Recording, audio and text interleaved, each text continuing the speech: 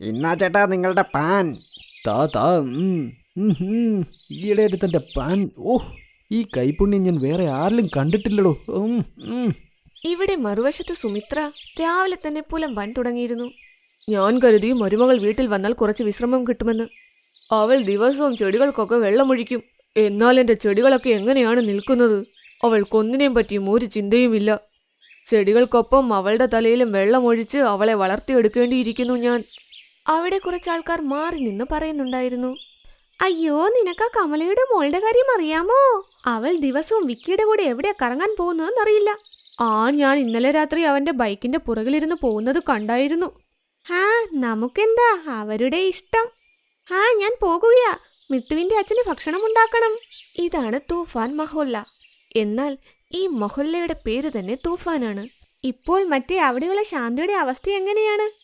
അടുത്ത ദിവസം ആ മൊഹല്ലയിൽ ജീവിക്കുന്ന അനിത തന്റെ ബാൽക്കണിയിൽ നടുവൊടിഞ്ഞു വീണു.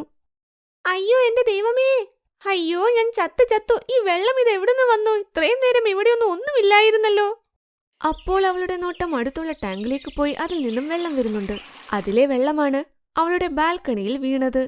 അത് ശരി, ഇതെല്ലാം ഈ ബബിതയുടെ പരിപാടിയായിരുന്നല്ലേ. ഈ സ്ത്രീ ഇവിടെ താമസിക്കുന്നത് മറ്റുള്ളവരുടെ ജീവൻ എടുക്കാനാണെന്ന് തോന്നുന്നു. എത്ര പറഞ്ഞാലും ഇവർക്ക് മനസ്സിലാവുകയില്ല.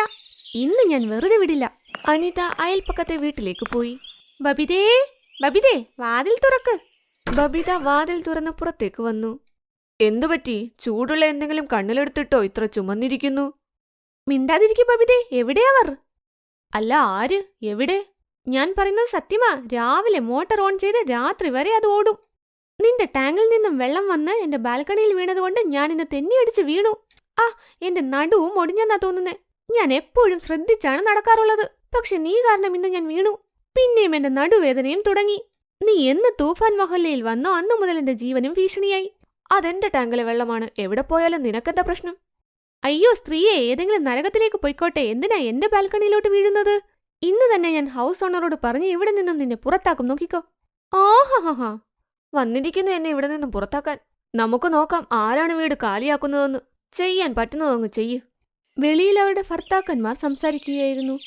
ഈ സ്ത്രീകൾക്ക് വഴക്കുണ്ടാക്കാൻ ഈ നേരമുള്ളൂ. പറഞ്ഞത് ശരിയാ.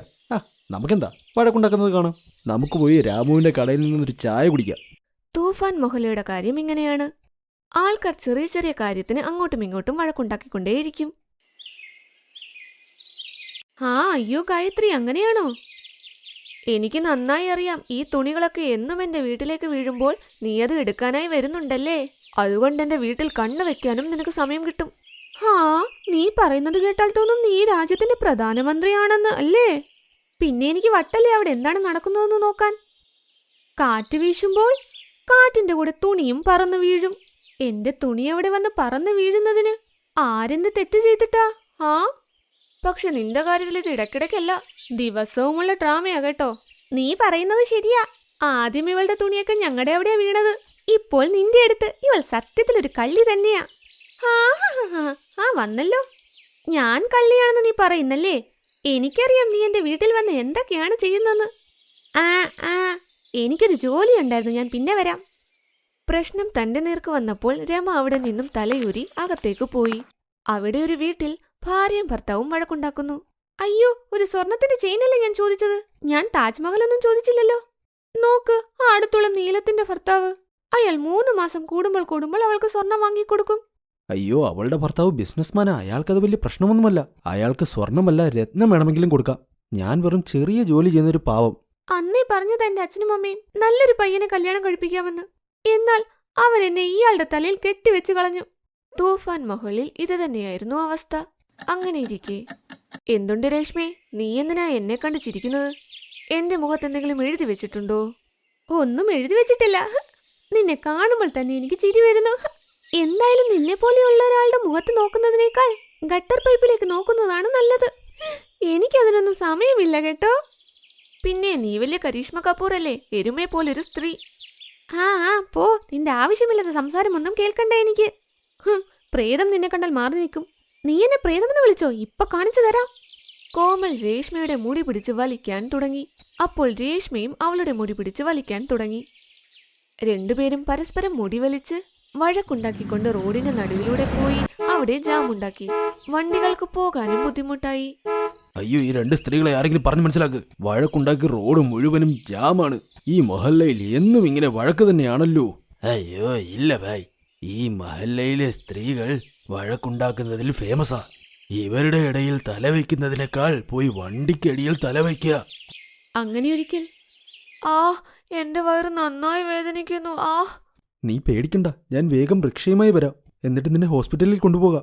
അനു അപ്പോൾ ഓട്ടോറിക്ഷ അന്വേഷിച്ച് പുറത്തേക്ക് പോയി. എന്നാൽ അന്നാ നഗരത്തിൽ റിക്ഷക്കാരുടെ ഹർത്താലാണ്. അതുകൊണ്ട് ഒരു റിക്ഷക്കാരനും വരാൻ തയ്യാറായില്ല. അവിടെ അപ്പോൾ രേഷ്മയുടെ ഭർത്താവ് തരുൺ വന്നു. എന്തുപറ്റി? താൻ പരിഭ്രാന്തിയിലാണല്ലോ. കോമളിന്റെ വയറ്റിൽ നല്ല വേദനയുണ്ടെന്ന്. ഒരു റിക്ഷക്കാരനും വരാൻ തയ്യാറാകുന്നില്ല. നിങ്ങൾ പേടിക്കാതെ വെളിയിൽ കൊണ്ടുവരൂ, ഞാൻ എന്റെ വണ്ടി എടുക്കാം. അനു കോമളിന്റെ അടുത്തേക്ക് പോയി. അപ്പോൾ രേഷ്മയും ഈ കാര്യം കേട്ട് വേഗം കോമളിന്റെ അടുത്തേക്ക് നടന്നുപോയി. ഇവളുടെ ആരോഗ്യം വളരെ പ്രശ്നത്തിലാ. എന്നാൽ നിങ്ങൾ പേടിക്കണ്ട, അദ്ദേഹം വണ്ടി എടുത്തു കൊണ്ടുവരും, നമുക്ക് പോകാം. അവരെല്ലാം കോമളിനെയും കൊണ്ട് ആശുപത്രിയിലേക്ക് പോയി. ഡോക്ടർ ഇഞ്ചക്ഷനും എടുത്ത് മരുന്നും കൊടുത്തവളെ പറഞ്ഞയച്ചു. നിങ്ങൾക്ക് ഒരുപാട് നന്ദി. നിങ്ങൾക്കിടയിൽ ഇത്രയും വഴക്കുകൾ ഉണ്ടായിട്ടും നിങ്ങൾ ഞങ്ങൾക്ക് വേണ്ടി ഇത്രയും ചെയ്തല്ലോ. അയ്യോ ചേട്ടാ, നമ്മൾ എപ്പോഴും വഴക്കുണ്ടാക്കും, ശരിയാണ്. പക്ഷേ അതിന്റെ അർത്ഥം ഒരാൾക്ക് ആപത്ത് വന്നാൽ സഹായിക്കില്ലെന്നല്ല.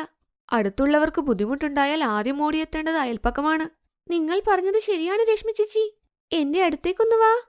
അവർ പരസ്പരം വഴക്കെല്ലാം പറഞ്ഞു തീർത്തു. ഇങ്ങനെ തന്നെയാണ് തൂഫാൻ മഹലിലുള്ളവരുടെ സ്നേഹവും. എത്ര വഴക്കുണ്ടോ അത്ര സ്നേഹവും. എന്നാൽ പ്രശ്നങ്ങൾ വരുമ്പോൾ തുണയായി നല്ല അയൽപ്പക്കമേ കാണൂ.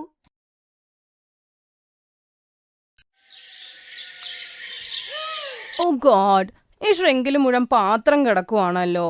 എല്ലാ പാത്രങ്ങളും ഇതിന്റെ അകത്താണ്. ഞാൻ ഇനി ആഹാരം എങ്ങനെ ഉണ്ടാക്കും? ഈ ദിവ്യയുടെ കാര്യം, അവൾക്ക് ഭയങ്കര മടിയാ. പക്ഷെ വേലക്കാരി ശീല വന്നാലോ അപ്പൊ തന്നെ കയറി ആഹാരം ഉണ്ടാക്കണ കാണാം. വൈകുന്നേരം ആകുമ്പോ ഇവിടെ പാത്രം കെട്ടിക്കിടന്നാലോ അപ്പൊ ആ മഹാറാണി പോയി ആ റൂമിൽ പോയി കിടന്നുറങ്ങണത് കാണാം. ഇപ്പൊ ശരിയാക്കി കൊടുക്കാം. ദിവ്യ, ഓ ദിവ്യ, എവിടെയാ? എന്തു പറ്റി ചേച്ചി? ഞാൻ ബിഗ് ബോസ് കാണുമായിരുന്നു. എനിക്ക് രാത്രിയിലേക്ക് എല്ലാവർക്കും ആഹാരം ഉണ്ടാക്കണ്ടേ. ഇവിടെയാണെ പാത്രം മുഴുവൻ ഇതിന്റെ അകത്താ. നീ മഹാറാണി ആ മുറിയിരുന്ന ബിഗ് ബോസ് കാണുവാ.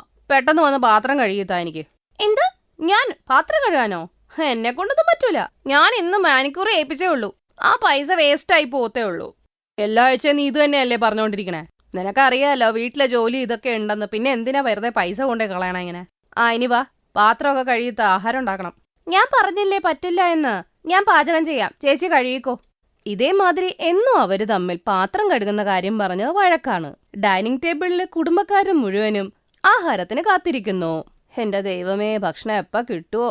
എന്റെ വയറിന്റെ കിളി പറന്നിരിക്കുക. അടുക്കളയിൽ നിന്ന് എന്തൊക്കെ ശബ്ദവും കേൾക്കുന്നു. അവരുടെ വഴക്ക് പിന്നെയും തുടങ്ങിയെന്നാ തോന്നുന്നു. എന്ത് കഷ്ടമാ. ഇനിയിപ്പോ ഇന്ന് ആഹാരം കിട്ടുമെന്ന് തോന്നുന്നില്ല. അനുജ് മോനെ ഒരു കാര്യം ചെയ്യ്, പുറത്തുനിന്ന് വല്ല ഓർഡർ ചെയ്യ്. ഇവര് രണ്ടുപേരുടെ വഴക്ക് കാരണം വിശന്ന് എനിക്ക് ചാവാൻ വയ്യ മകനെ. എന്തായാലും ഇന്നിനി ഓർഡർ ചെയ്തേക്കാം. ഇതിങ്ങനെ വരുള്ളൂ എന്ന് അറിയായിരുന്നു. അവിടെ രണ്ടുപേരും ഇപ്പോഴും വഴക്കിട്ടോണ്ടിരിക്കുക. എന്നാ ശരി, നിനക്ക് പാത്രം കഴുകണ്ടല്ലോ. എന്നാ ഞാനും ആഹാരം ഉണ്ടാക്കുന്നില്ല ഇന്ന്. വിശന്നങ്ങ് ഇരുന്നാ മതി. വിശന്ന് എന്തിനാ ഇരിക്കുന്നെ? ഇന്നലെ രോഹൻജി ഓർഡർ ചെയ്തു. ഇന്ന് അനൂജിനോട് പറയാം ഓർഡർ ആക്കാൻ. ഇത് പറയാൻ രണ്ടുപേരും പുറത്തോട്ട് വരുമ്പോ അനൂജ് പറയും, ഓർഡർ ചെയ്ത് കഴിഞ്ഞു. നിങ്ങൾ ഭക്ഷണം ഉണ്ടാക്കില്ലെന്ന് ഞങ്ങൾക്ക് അറിയായിരുന്നു. നിങ്ങൾ രണ്ടും കാരണം കഴിക്കുന്നത് പോയിട്ട് പാത്രം കഴുകുന്ന ജോലി പോലും നടക്കുന്നില്ല. എന്റെ പൊന്നു ചേട്ടാ, എന്നെ കുറ്റം പറയാതിരിക്കാമോന്ന്? ഞാൻ രാവിലത്തെ ആഹാരം ഉച്ചത്തെ ആഹാരം നന്നായിട്ടല്ലേ ഉണ്ടാക്കി തന്നത്. വെറുതെ ചപ്പാത്തി ഉണ്ടാക്കിയെന്ന് പറഞ്ഞ ആഹാരം ഉണ്ടാക്കിയെന്ന് പറയാതെ എന്തെങ്കിലും ആവട്ടെ, ആഹാരം ഉണ്ടാക്കിയോ? രണ്ടുപേരും ഒന്നും മിണ്ടാതിരിക്കാമോ മനുഷ്യന്റെ സ്വൈര്യം കെടുത്താനായിട്ട്. കുറച്ചേരം കഴിയുമ്പോൾ ആഹാരം ഡെലിവറി ബോയ് കൊണ്ടുവരും. എല്ലാരും മിണ്ടാതെ അത് കഴിക്കുകയും ചെയ്യും. അടുത്ത ദിവസം രാത്രിയും രണ്ടുപേര് തമ്മിലുള്ള വഴക്ക് തുടങ്ങി. അപ്പുറത്തെ കമല ആന്റി അവിടെ വരും. ഇന്നാ രശ്മി, ഞാൻ ഇന്നലെ എന്റെ മോളുടെ അവിടെ പോയിരുന്നു. മോന്റെ മൊട്ടയടിയല്ലായിരുന്നോ? അപ്പൊ അവിടെ അന്നദാനം ഉണ്ടായിരുന്നു. നിനക്ക് വേണ്ടി ഞാൻ പ്രസാദം കൊണ്ടുവന്നതാ. ഇന്നാ എല്ലാരും അങ്ങ് കഴിക്ക്. ആഹാ, ഞാൻ രക്ഷപ്പെട്ടിന്ന് ആഹാരം ഉണ്ടാക്കണ്ടല്ലോ, പാത്രവും കഴുകണ്ട. രശ്മി ഇത് കണ്ട് സന്തോഷിക്കും. രണ്ടുപേർക്കും പാത്രം കഴുകാൻ പറ്റാത്തത് കൊണ്ട് ഉരുളക്കിഴങ്ങ് കറി വലിയൊരു പാത്രത്തിലിടും. ചെറിയ പാത്രത്തിൽ ഹൽവ, വേറൊരു പാത്രത്തിൽ പൂരിയും ഇട്ടുവെക്കും. എന്നിട്ട് എല്ലാവരോടും അതിൽ തന്നെ കഴിക്കാൻ പറയും. നിങ്ങൾക്കെന്താ ഭ്രാന്ത് പിടിച്ചോ? ഒറ്റത്തവണ ഈ ഭക്ഷണമൊക്കെ എങ്ങനെ കഴിക്കാനാ? അല്ല ദിവ്യ, കഴിച്ചൊന്ന് കാണിക്കേ. രണ്ടുപേരും പൂരി എടുത്ത് കറിയിൽ മുക്കി കഴിക്കാനും തുടങ്ങും. ഇവര് ചെയ്യുന്നത് കണ്ട് എല്ലാവർക്കും ദേഷ്യം വരുമെങ്കിലും എന്തു ചെയ്യാനാ, കഴിക്കാതെ വേറെ ഒരു മാർഗമില്ല. ആ രാത്രി എങ്ങനെയൊക്കെയോ കടന്നുപോയി. അടുത്ത വൈകുന്നേരം ആയപ്പോഴും ഇത് തന്നെ തുടങ്ങി. നോക്ക്, ഇന്നലെ കമല ആന്റി ആഹാരം കൊണ്ടു തന്നു, പക്ഷെ ഇന്ന് നീ പാത്രം കഴുകിയേ പറ്റുള്ളൂ. എന്താ ചേച്ചി, എനിക്ക് വയ്യ. ഇന്ന് നമുക്ക് വിടാം. ഇന്ന് ഞാൻ അദ്ദേഹത്തിനോട് പറഞ്ഞ് ഓർഡർ ചെയ്യിപ്പിക്കാം. ഇത് കേട്ട് രോഹന് ദേഷ്യം വരും. വായ പൊത്തി മിണ്ടാതിരുന്നോ. ഇന്ന് നമ്മൾ ആരും പുറത്തുനിന്ന് ഭക്ഷണം ഓർഡർ ചെയ്യുന്നില്ല. അടുക്കളയിൽ പോയിട്ട് ഭക്ഷണം ഉണ്ടാക്കി കൊണ്ടുപോവാ. രണ്ടുപേരും പേടിച്ച് അടുക്കളയിലോട്ട് പോകും. എന്ത് ചെയ്യും ചേച്ചി, ഇനിയിപ്പോ ആഹാരം ഉണ്ടാക്കിയല്ലേ പറ്റൂ. എന്നൊരു കാര്യം ചെയ്യാം, ചേച്ചി ആ പാത്രം കഴുക, ഞാൻ എല്ലാവർക്കും പുലാവ് ഉണ്ടാക്കാം. അയ്യടാ, ഞാൻ പാത്രം കഴുകാനോ? നീ കഴുകിയാ മതി. പിന്നെ പുറത്തുനിന്നുള്ള ആഹാരത്തിന്റെ കാര്യമാണെങ്കിൽ അത് കുഴപ്പമൊന്നുമില്ല. നമ്മൾ പറയുന്നില്ല പുറത്തുനിന്ന് വാങ്ങണ്ട അവര്. ഇവിടെ ആഹാരം ഉണ്ടാക്കുന്നില്ല നമ്മള്. എനിക്കൊന്നും മനസ്സിലായില്ല. ഇപ്പൊ പറഞ്ഞുതരാം. രശ്മി വീട്ടിലുണ്ടായിരുന്ന മുറുക്ക്, മിക്സർ, ബിസ്ക്കറ്റ് എല്ലാം വീട്ടുകാരുടെ മുമ്പിൽ കൊണ്ടുവയ്ക്കും. ഇന്നത്തെ ആഹാരമാണിത്. ഇവര് രണ്ടുപേരും കാരണം നമുക്ക് എന്നും അമ്പലത്തിന്റെ വെളിയിൽ പോയി അന്നദാനം കഴിക്കേണ്ടി വരും. ഇവരുള്ളോടത്തോളം കാലം നമുക്ക് വീട്ടിൽ നിന്ന് കഴിക്കാൻ പറ്റില്ല രാത്രി. മതി മതി, ഇന്ന് ഇതെങ്ങനെയെങ്കിലും കഴിച്ചു തീർക്കാം. പക്ഷെ നാളെ ഞങ്ങൾക്ക് ഭക്ഷണം കിട്ടിയില്ലെങ്കിൽ നിങ്ങൾ വിവരം അറിയും. അങ്ങനെ ആവട്ടെ. അവർക്ക് വേറെ ഐഡിയകളും ഉണ്ടായിരുന്നു. അടുത്ത ദിവസം മാർക്കറ്റിൽ പോയി ദിവ്യ കുറച്ച് ഡിസ്പോസിബിൾ പ്ലേറ്റ്സ് വാങ്ങും. അതേ ദിവ്യ, നമുക്ക് ആഹാരം ഈ പ്ലേറ്റിൽ കഴിക്കാം, പക്ഷെ ആഹാരം ഉണ്ടാക്കണമെങ്കിൽ പാത്രം കഴുകിയല്ലേ പറ്റൂ. ചീനച്ചട്ടി, കുക്കർ ഇതെല്ലാം വേണ്ടേ? ഒട്ടും വിഷമിക്കണ്ട, ഇത് കണ്ടോ, 2 മിനിറ്റിൽ നമ്മുടെ മാഗി റെഡി. ഇനി മുതൽ നമ്മൾ ഇതേ ഉണ്ടാക്കുന്നുള്ളൂ. രണ്ടുപേർക്കും ജോലി ചെയ്യാൻ മടിയായിരുന്നു. നൂഡിൽസ് ഉണ്ടാക്കിയിട്ട് അവർക്ക് ഡിസ്പോസിബിൾ പ്ലേറ്റിൽ വിളമ്പും. ഇത് കണ്ട് 3 പേരും തലേ കൈവച്ചിരിപ്പായി. അടുത്ത ദിവസം രാവിലെ അമ്മായിയമ്മ അവരെ ഒരു പാഠം പഠിപ്പിക്കാൻ തീരുമാനിച്ചു. അടുത്ത ദിവസം രാത്രി അടുക്കളയിൽ നിന്നും പാത്രം കഴുകുന്ന ശബ്ദം കേട്ടു. ചേച്ചി, നമ്മൾ അടുക്കളയിൽ പോയിട്ടില്ലല്ലോ, പിന്നെ ഈ പാത്രം കഴുകുന്ന ശബ്ദം എവിടുന്ന്? വായോ നോക്കാം നമുക്ക്. 2 പേരും അടുക്കളയിൽ പോയി നോക്കിയപ്പോ അനൂജ് പാത്രം കഴുകുകയാണ്. രോഹൻ അത് വൃത്തിയാക്കുന്നു. വയസ്സായ പാർവതി ആഹാരം ഉണ്ടാക്കിക്കൊണ്ടിരിക്കുന്നു. ഇത് കണ്ട് 2 പേർക്കും വിഷമമാകും. ഇതെന്താ നിങ്ങൾ ചെയ്യുന്നത്? മക്കളെ, നിങ്ങളെ കൊണ്ട് ആഹാരോ പാത്രം കഴുകാനോ പറ്റുന്നില്ലല്ലോ. അതുകൊണ്ട് ഞങ്ങളും 3 പേരും കൂടെ ചേർന്ന് ചെയ്യാന്ന് കരുതി. രാത്രിയിലെ ആഹാരം കിട്ടുമല്ലോ. നിങ്ങൾ പോയിട്ട് വിശ്രമിച്ചോ. ഇല്ല അമ്മ, ഞങ്ങളോട് ക്ഷമിക്ക്. ഞങ്ങളുണ്ടായിട്ടും അമ്മ ഇതൊക്കെ ചെയ്യേണ്ടി വന്നല്ലോ. അമ്മ, അതെ, ഞങ്ങൾ തെറ്റാണ് ചെയ്തത്, ക്ഷമിക്കേ. ഇനി അങ്ങോട്ടേക്ക് അമ്മ ഒന്നും ചെയ്യേണ്ടി വരില്ല. ഞങ്ങളിരിക്കുമ്പോ ഭർത്താക്കന്മാര് പാത്രം കഴുകുന്നു, അമ്മ ആഹാരം ഉണ്ടാക്കുന്നു. ഷോ, ഇല്ല ഇല്ല ഇല്ല, എല്ലാരും പുറത്തൊന്ന് പോയിക്കേ. 1 മണിക്കൂറിനുള്ളിൽ ഞങ്ങൾ ആഹാരം ഉണ്ടാക്കി തരാം. ആണോ? നീ പറയുന്നത് കൊണ്ട് ഞാനിതൊക്കെ വിടാം. വരൂ മക്കളെ. അമ്മയും മക്കളും പുറത്തു വന്ന് ഒരുപാട് ചിരിക്കും. അങ്ങോട്ടും ഇങ്ങോട്ടും കണ്ണടച്ച് പറയും, mission successful. Thanks for watching.